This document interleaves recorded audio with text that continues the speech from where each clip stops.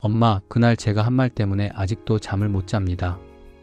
아버지의 마지막 전화도 저는 받지 않았습니다. 오늘 들려드릴 이야기는 2번이나 같은 후회를 하게 된 한 남자의 이야기입니다.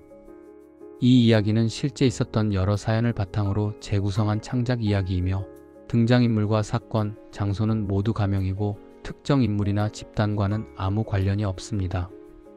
49살 민수는 밤마다 천장을 보며 한 가지 장면을 떠올립니다. 휴대폰 화면에 떠있던 짧은 문장, 아버지 발신 통화 사회, 부재 중. 그리고 엄마에게 내뱉었던 그 말, 엄마 제발 좀 그만해. 나도 내 인생 좀 살자고요. 그 두 장면이 번갈아 떠오를 때마다 민수는 베개를 끌어안고 깊게 한숨을 쉽니다. 민수의 아버지는 전형적인 옛날 가장이었습니다. 말수 적고 고생은 몸으로만 하던 사람. 수고했다는 말 대신 새벽에 일어나 연탄을 갈고 사랑한다는 말 대신 지갑에서 10,000원짜리 한 장 꺼내 책상 위에 올려두던 사람. 아빠 이게 뭐야? 용돈 써라. 나 알바해서 돈 있는데? 그래도 써라. 그게 다였습니다. 정 들어보면 사랑의 말 대신 행동으로만 사는 사람이었지요. 민수가 대학을 가면서 부모님과의 거리는 자연히 멀어졌습니다. 전화는 늘 엄마에게만 했고 아버지와의 통화는 가끔 술 한두 잔 드신 아버지가 늦은 밤에 걸어오는 전화가 전부였습니다. 민수냐? 네, 아빠. 무슨 일이세요? 아니 그냥 밥은 먹고 다니나 해서. 네, 먹고 다녀요. 그래, 그러면 끊자. 그 짧은 통화들 속에 아버지가 얼마나 말을 아끼며 살았는지 민수는 그땐 몰랐습니다. 사회생활을 시작한 뒤 민수의 인생은 회의, 야근, 실적 압박으로 가득 찼습니다. 그렇게 바쁘다는 이유로 부모님에게 걸던 전화는 점점 줄어들었습니다. 그러던 어느 날 회사에서 야근을 하던 민수의 휴대폰에 집 전화번호가 떴습니다. 또 뭐지? 민수는 자료를 정리하던 손을 멈추지도 않고 화면만 힐끗 보고는 그냥 두었습니다. 벨소리가 울리다 끊기고 다시 울리고 또 끊겼습니다. 그날 저녁 집 전화번호 2번, 아버지 휴대폰 번호 2번, 총 4번의 전화가 왔고 민수는 그 어느 것도 받지 않았습니다. 나중에 하면 되지. 내일도 있고 모레도 있겠지. 그렇게 넘겼던 그 4번의 전화가 아버지와의 마지막 기록이 될 줄은 민수도 아버지도 몰랐습니다. 다음날 새벽 낯선 번호로 전화가 걸려왔습니다. 혹시 김민수 씨 가족분 되세요? 네, 그런데요? 아버님 되시는 분이 지금 병원 응급실에 계십니다. 빨리 오시는 게 좋겠습니다. 민수는 그제야 정신이 번쩍 들어 택시를 잡아타고 병원으로 달려갔습니다. 차 안에서 한 생각 또 한 생각이 맴돌았습니다. 어제 그냥 한 번이라도 받았으면 뭐라고 하셨을까? 응급실 앞 의자에 앉아있던 엄마는 밤새 울어 퉁퉁 부은 눈으로 민수를 바라봤습니다. 엄마, 아빠는요? 조금 전에 가셨어. 그 한마디에 민수의 다리는 힘이 빠져 그대로 주저앉았습니다. 엄마는 떨리는 목소리로 말했습니다. 어제 있잖아, 내 아버지가 계속 내 생각만 하더라. 요즘은 애들이 바쁘다는데 내가 괜히 전화해서 귀찮게 하는 거 아니냐고. 그래도 목소리 한 번은 듣고 싶다 해서 내가 한번 해보라고 등을 떠밀었어. 집 전화로 해보고 너 안 받으니까 자기 휴대폰으로도 해보고. 내 아버지가 그러더라. 민수 목소리 한 번만 듣고 싶다고. 민수의 머릿속에는 어제 전화 올 때마다 받지 않고 흘려보내던 자신의 모습이 칼처럼 스쳐 지나갔습니다. 아버지 발신 사회 부재 중. 그 화면이 이제는 평생 지워지지 않는 상처가 되어버렸습니다. 장례식 내내 민수는 사람들 앞에서 최대한 담담한 척했습니다. 하지만 마음속에서는 단 한 문장만 메아리처럼 울려 퍼졌습니다. 어제 전화 한 번만 받았어도. 시간은 흘렀고 민수는 다시 일상으로 돌아갔습니다. 아버지의 부재는 처음엔 크게 느껴졌다가 조금씩 현실 속 다른 일들에 묻혀갔습니다. 하지만 마음 한구석의 미안함은 늘 조용히 자리를 지키고 있었습니다. 몇 년이 더 흐르고 이번에는 엄마와의 관계가 흔들리기 시작했습니다. 민수야, 밥은 먹었냐? 먹었어. 나 회의 들어가야 돼. 이따 전화할게요. 민수야, 요즘은 무슨 병이 그렇게 많다더라. 건강검진은 받고 다니냐? 엄마, 회사에서 다 해줘요. 처음엔 고맙던 전화가 어느 순간부터는 스트레스로 느껴지기 시작했습니다. 회의 중에도, 보고서 쓰다가도, 아이들 숙제 봐줄 때도 엄마의 전화가 울려왔습니다. 어느 날 야근으로 예민해져 있던 민수에게 다시 엄마의 전화가 왔습니다. 엄마, 나 지금 바빠요. 그래? 바쁜데 미안하다. 그냥 오늘은 목소리 좀 듣고 싶어서. 그 말을 듣는 순간에도 민수의 입에서는 날 선말이 먼저 튀어나왔습니다. 엄마, 솔직히 말해서 이렇게 자주 전화 오면 나도 힘들어요. 나도 내 생활이 있고 내 일이 있다니까. 엄마 외로운 거 알겠는데 나한테 너무 기대지 좀 말라고요. 나도 버겁다고요. 잠시 침묵이 흐른 뒤 엄마가 조용히 말했습니다. 그래, 민수야. 엄마가 좀 많이 미안하다. 그 말이 칼처럼 가슴을 찔렀지만 민수는 이미 감정을 쏟아낸 뒤였습니다. 알았으면 됐어요.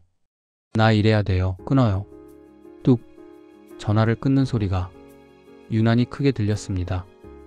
그날 밤 민수는 누워서 낮에 엄마에게 했던 말을 떠올렸습니다. 나한테 너무 기대지 말라. 그 말은 굳이 안 했어도 되지 않았을까?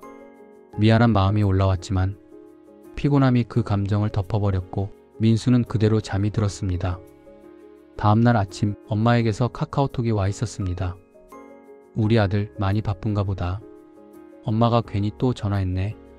오늘도 몸 조심하고 점심 꼭 챙겨 먹어.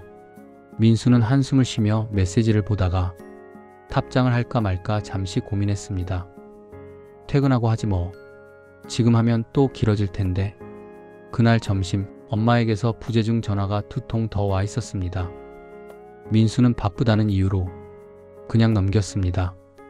퇴근 무렵 누나에게서 전화가 걸려왔습니다. 민수야, 엄마한테 연락했어? 아직. 왜? 아침부터 속이 안 좋다고 하시더니 점심쯤에는 숨이 가쁘다고 해서 동네 병원 갔다가 지금 큰 병원으로 옮겼대. 민수의 얼굴이 하얗게 질렸습니다. 뭐라고? 지금 어디 병원이야? 병원으로 달려가는 동안 민수는 엄마에게 전화를 걸고 또 걸었습니다.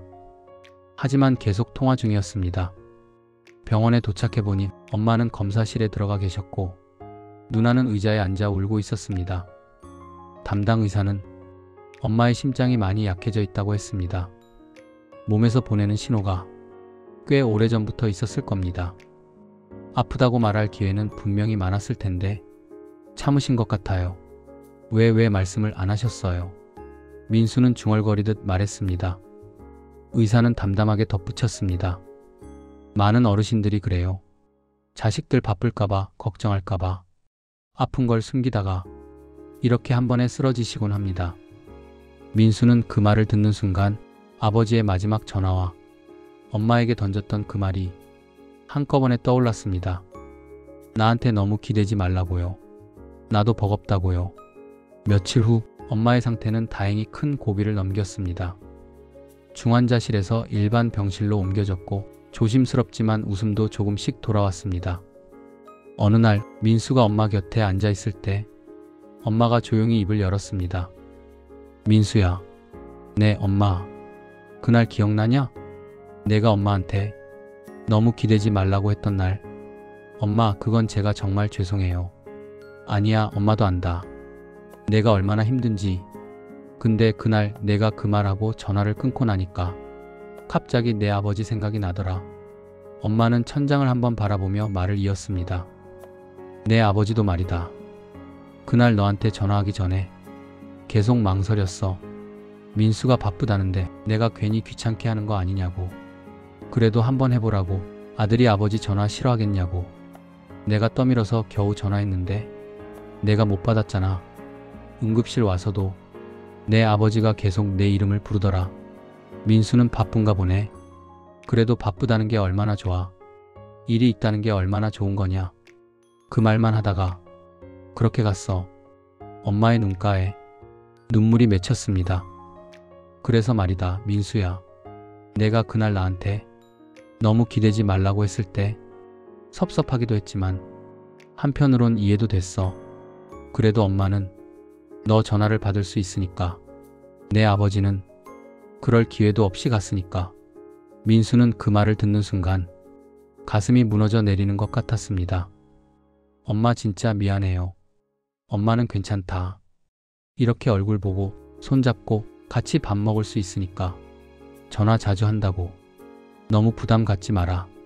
전화할 사람이 있다는 것만으로도 엄마는 참 고맙거든.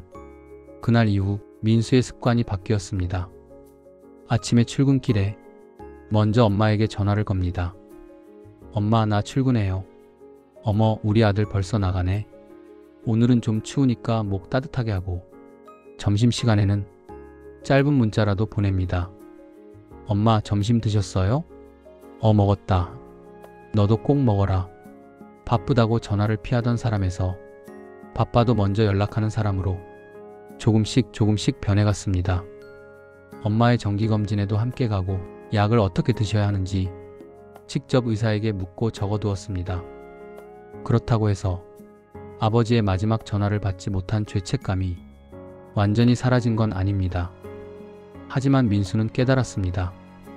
후회는 과거를 바꾸지는 못해도 지금 내 행동을 바꾸게 만들 수는 있구나. 어느 날 회사에서 후배들과 이야기하다가 민수는 문득 이런 말을 꺼냈습니다. 야, 너희 부모님한테 요즘 전화 자주 드리냐? 후배들은 씩 웃으며 말했습니다. 바빠 죽겠는데 뭐 전화를 해요. 명절 때나 하지. 민수는 가볍게 웃다가도 조용히 한마디를 덧붙였습니다. 전화할까 말까 고민되는 날 있지? 그때는 그냥 하는 게 낫다. 우리에겐 한 통의 전화일 수 있는데 그쪽에겐 하루를 버티게 해주는 힘일 수도 있다. 집에 돌아오는 길, 민수는 차 안에서 엄마에게 전화를 걸었습니다. 엄마, 우리 아들 퇴근했냐? 네. 그냥 목소리 한번 듣고 싶어서요. 엄마는 잠시 웃다가 말했습니다. 그 말 들으니까 오늘 하루가 괜히 더 좋아진다.